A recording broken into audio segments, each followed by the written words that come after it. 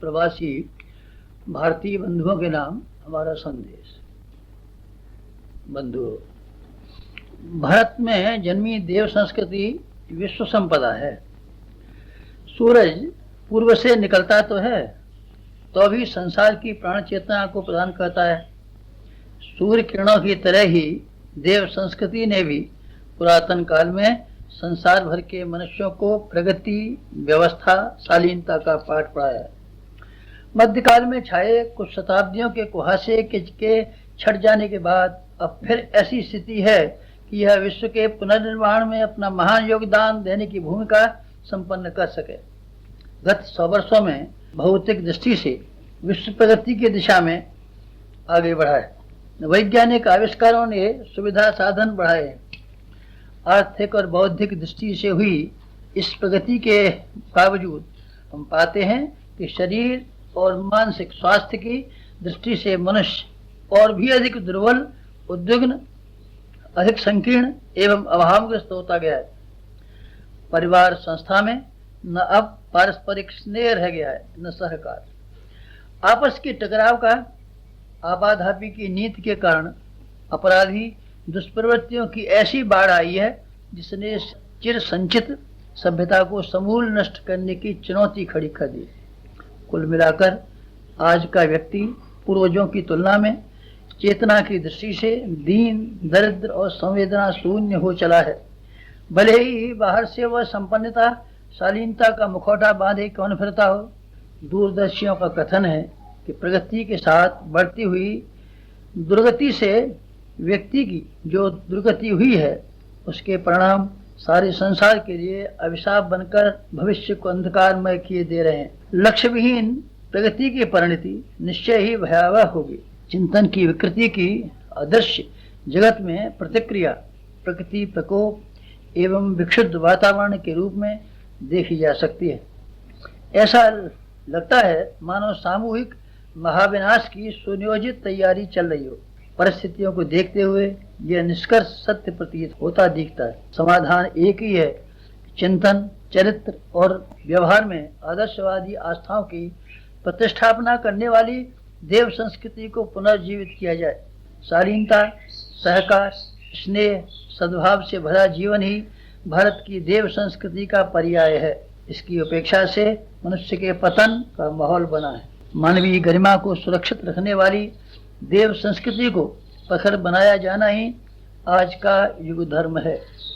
भारतीय संस्कृति के अनुयायी भले ही किसी भी देश में रहते हों, उनमें से प्रत्येक का यह कर्तव्य है कि वह अपनी संतति की ही नहीं, सारे संसार की सुख शांति हेतु फिर से उन देव परंपराओं को पुनर्जीवित करने में भाव भरा योगदान दे, जिन्हें प्रचलित कर कभी भारतवासियों ने सत्युगी परिस्थितियां विनिर्मित की थी।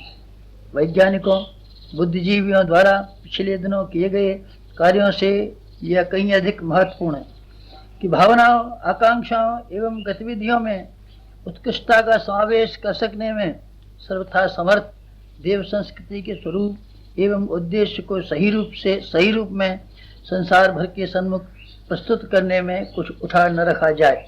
इसके सहारे ही मानवता को विनाश की चुनौती से बचाया जा सकता है।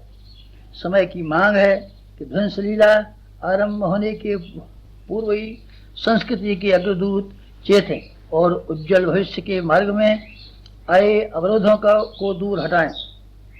भारत भूमि से भूतकाल की तरह इन दिनों भी विश्व मानव की भ्रांतियों से उबारने का मार्ग दिखाने वाला अभियान तूफानी गति से चल पड़ा है। उसके परिणाम भी सामने आ रहे हैं, लेकिन युग परिवर्तन के ये प्रयास किसी छोटी सीमा में अवरुद्ध नहीं रखे जा सकते। इन्हें विश्वव्यापी बनाने का काम उनका है जो भारतीय संस्कृति की गरिमा से परिचित हैं और अन्य देशों में निवास करने के कारण उसे फैला सकने में समर्थ हैं। दीपक जहाँ जलता है वहीं रोशनी भी देता है। हीटर जहाँ जलता है वहीं गर्मी फैलाता है।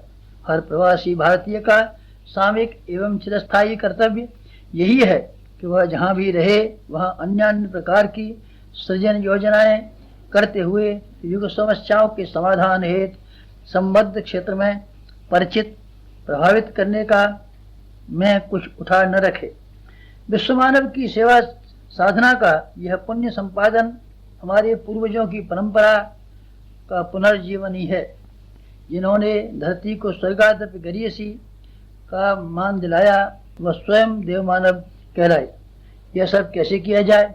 इसका एक ही उत्तर है कि प्रवासी भारतीय स्वयं को देव संस्कृति का उत्तराधिकारी प्रतिनिधि अनुभव करें।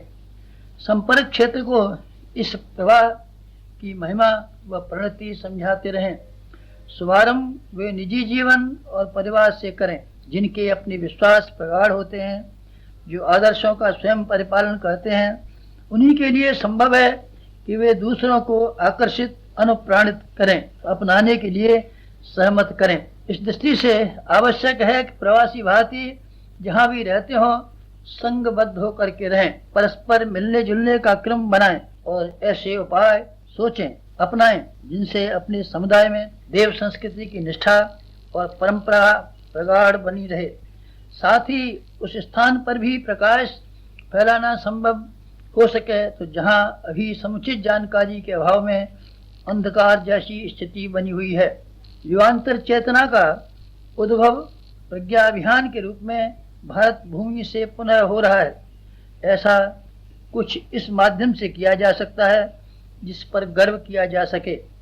अब बारी उस सभ्यता का देश देशांतरों में प्रतिनिधित्व करने वाले प्रवासी भारतीयों की है, जिन्हें हर क्षेत्र में मनुष्य समुदाय को देव संस्कृति का वह स्वरूप समझाना है जो संव्याप, पतन, पराभव तथा भावी महाविनाश के से समूची मानव जाति को बचा सकती है। सर्वप्रथम कार्य तो यह है कि विभिन्न जाति या संप्रदाय के व्यक्ति जो अपने प्रवासी भारतीयों के रूप में विदेशों में बसे हैं, एक परिवार की तरीके से रहने लगें। भारत बहुत बड़ा देश है, उसमें अनेकों भाषाएं बोली जाती हैं और अनेकों संप्रदायों की भरमार है। इस विभिन्नता विचित्रता के बावजूद एकात्मता यहाँ की विशेषता है। देव संस्कृति के अनुयायी प्राचीन काल में इस प्रकार की एकता बनाए रहे हैं। दर्शन की भिन्नता के कारण उन्होंने कभी व्यवहार भेद नहीं होने दिया। अब नवयुग की वेला में वर्ग भेद न पनपने देकर एक माता के पुत्रों जैसी एकात्मता उत्पन्न की जानी चाहिए। युग निर्माण योजना की लाल मसाल इसी संघ शक्ति की प्रतीक है। सभी को अब इसके नीचे एकजुट हो जाना चाहिए। इस हेतु आवश्यक है कि समय समय पर इन देशों में सम्मेलन समारोह होते रहें। इससे एक दूसरे को परिचित होने का अवसर मिलता है और प्रेम भाव बढ़ता है। मिलजुल कर काम करने का ऐसा मार्ग मिलता है जिससे सामूहिक कठिनाइयों से निपटना एवं प्रगतिशीलता के मार्ग पर चल सकना संभव हो सके। इन दिनों हमें युग निर्माण सम्मेलनों की हर क्षेत्र में व्यवस्था बनानी चाहिए ताकि समीपवर्ती लोग सरलता पूर्वक उसमें सम्मिलित होते रहें।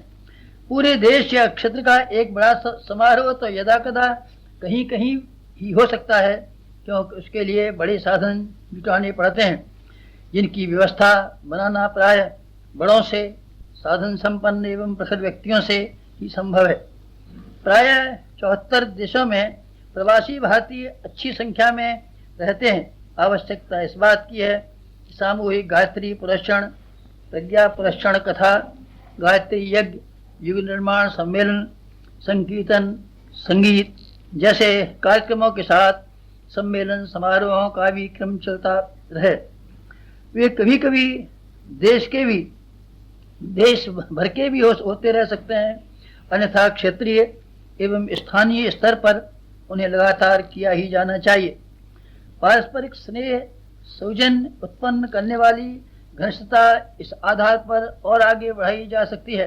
साथ ही ऐसी योजनाएं भी उसी आधार पर बनती रह सकती हैं जिनका कार्यान्वयन स्थानीय परिस्थितियों में संभव हो।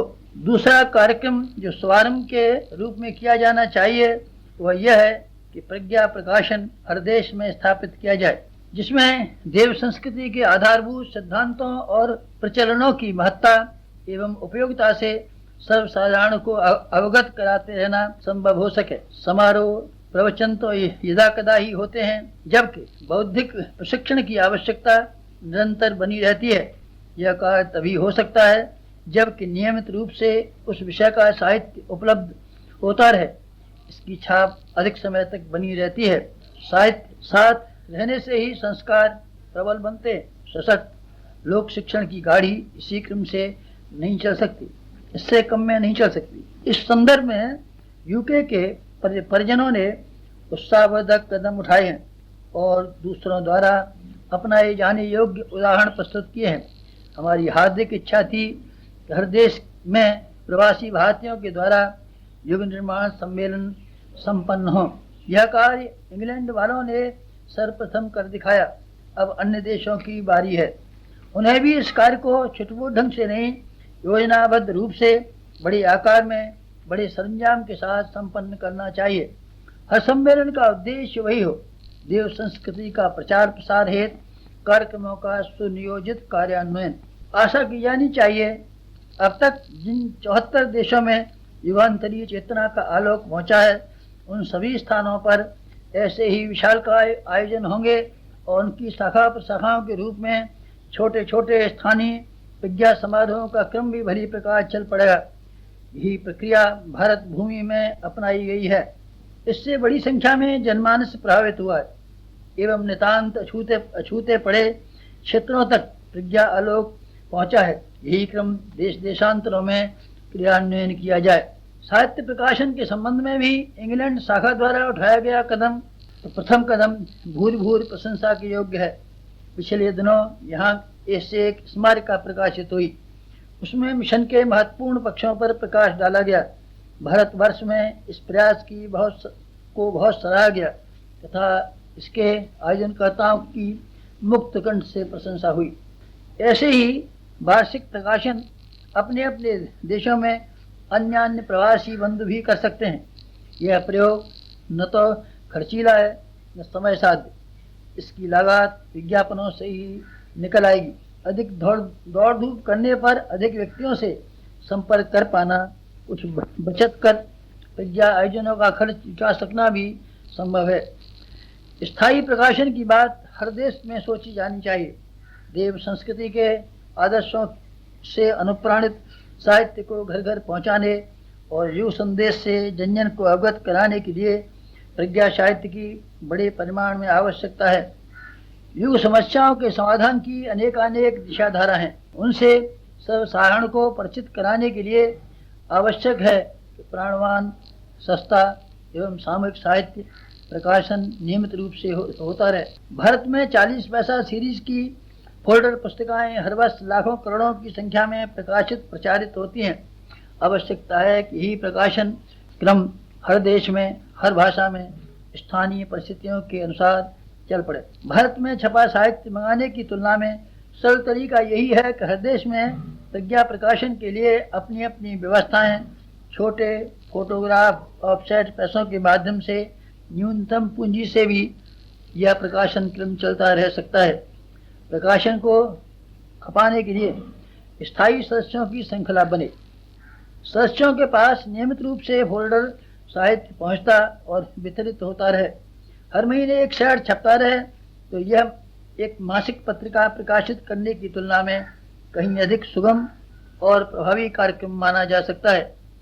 इसकी पहल भी इंग्लैंड से होगी तो इसका अनुकरण 74 अन्य देशों में भी चल पड़ेगा। इसकी भावभरी आशा की गई है और कार्यान्वयन पर पूरा विश्वास रखा गया है। वाणी के माध्यम से प्रवचन समारोह की योजना बननी चाहिए और लेखनी के माध्यम से साहित्य प्रकाशन की व्यवस्था होनी चाहिए। इन दिनों वाणी और लेखनी की शक्ति विचार परिवर्तन की दृष्टि से समर्थ साधन माने गए हैं। युग परिवर्तन का अर्थ विचार परिवर्तन है। इसके लिए उपरोक्त दोनों साधनों का उपयोग किया जाना चाहिए। समारोह प्रेस प्रकाशन के बाद तीसरा उपाय साप्ताहिक सत्संग है। इसके लिए अपना स्थान बनाया जा सकता है। किसी अन्य के स्थान का भी उस अवधि के लिए उपयोग हो सकता है। केंद्रीय कार्यालय के लिए भी आखिर स्थान तो चाहिए ही, और यदि स्थान हो उसमें गतिविधियां भी चलनी चाहिए। यह क्रम साप्ताहिक उपासना एवं कथा सत्संग के रूप में चलता रहे। धार्मिक शिक्षा की साप्ताहिक पाठशालाएं भी चलती रह सकती हैं। इसमें बच्चे वृद्ध सभी समान रूप से शिक्षण प्राप्त किया करें। यदि स्थान उपयुक्त मिल जाए तो वह ऑफसेट प्रेस या साइकिलो स्टाइल मशीन की व्यवस्था बन जाए। इसी केंद्रीय कार्यालय से भारत से छपकर आने वाले साहित्य की प्रतियां हाथों हाथ की जाती व पाठकों को के पास सरलता पूर्वक पहुंचाई जाती रह सकती हैं। उठाने के लिए तो अगले दिनों अनेकों कदम है, पर शुभारंभ 3 कार्यक्रमों से करना चाहिए। श्री गणेश के रूप में इतने से भी काम चल जाएगा। 1 समारोह की योजना, दूसरा प्रकाशनों की व्यवस्था, तीसरा साप्ताहिक पूजा तथा शिक्षा। जहाँ इतना बन पड़ेगा वहाँ अगले महत्वपूर्ण कदम उठाने में कोई संदेह न रहेगा। आप लोगों ने विभीषिकाओं से निवारण एवं वातावरण संशोधन के हेतु प्रज्ञा परीक्षण का स्वरूप बनाया एवं उसे नित्य उपासना का एक अंग बनाया है। इससे हमें भारी प्रसन्नता है। भारतवर्ष में भी सूर्योदय के समय 20 लाख से भी अधिक प्रज्ञा परिजन इस अनुष्ठान को नित्य संपन्न करते हैं। सारे विश्व भर में यही क्रम चल पड़े, ऐसी हमारी कामना है। आप लोग जहाँ भी रहते हैं, जिस स्थिति में भी हों, इस उपासना को चलाते रहें। इसे आज की परिस्थितियों को देखते हुए एक महत्वपूर्ण आवश्यक पुण्य मानकर किया जाना चाहिए। और भी नैष्ठिक उपासक अपने इस अनुष्ठान में जुड़ते चले जाएं, इसका प्रयास सतत करते रहना चाहिए। हम शरीर समेत प्रवासी भारतीयों के बीच पहुंच सकने की स्थिति में नहीं है, फिर भी हमारा सूक्ष्म शरीर आप लोगों के बीच इस अवसर पर सदा विद्यमान रहेगा। आप लोग हमारी उपस्थिति, प्रेरणा एवं सहायता की समय समय पर प्रत्यक्ष अनुभूति करते रहेंगे। आज के समारोह में आप हमारा टैप प्रवचन मात्र ही नहीं सुन रहे होंगे, वरन ऐसी समीपता का भी अनुभव करेंगे जो आप सबको हर क्षेत्र में ऊंचा उठाने और आगे बढ़ाने में सहायक सिद्ध हो सके। अनेकों शुभकामनाओं के साथ हम अपनी बात समाप्त कर सर्वे भवन्तु सुखिनः, सर्वे सन्तु निरामया, सर्वे भद्राणि पश्यन्तु मा कश्चित् दुःखमाप्नुयात्। ओम शांति। अगर आपको हमारी यह वीडियो पसंद आई हो तो इसको लाइक करें, कमेंट करें और शेयर ज़रूर करें। साथ ही हमारे YouTube चैनल ऋषि चिंतन को भी सब्सक्राइब कर लें। साथ ही बेल आइकन को भी दबाएं ताकि आपको आने वाली वीडियोस की नोटिफिकेशंस मिलती रहे। धन्यवाद।